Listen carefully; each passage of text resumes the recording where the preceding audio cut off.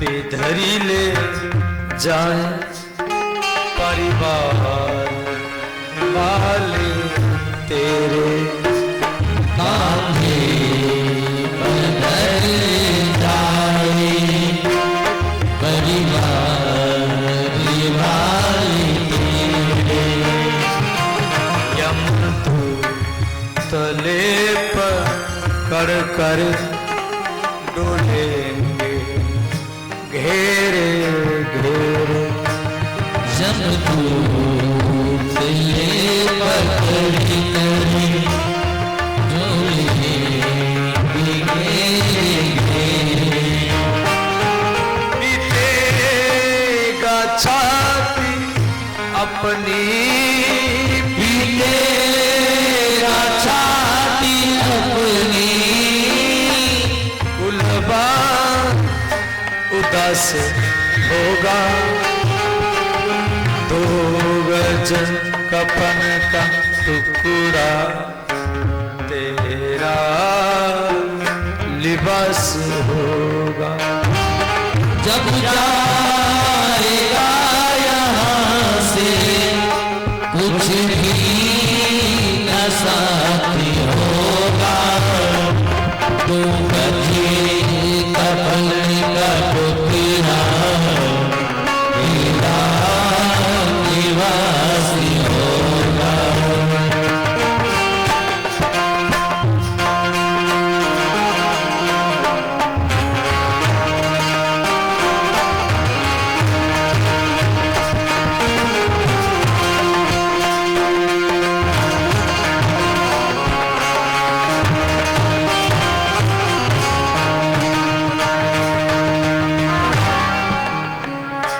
चुन चुन के लकड़ियों में रखी दे तेरे बदन को। चुन चुन के लकड़ियों में रख दे तेरे बदन को। आ करके झट उठा ले मेहतर तेरे कफन को। आकर की झट उठाने मैं तेरे कफन को। देगा तुझ में देगा आग तुझ में बेटा जो खास होगा।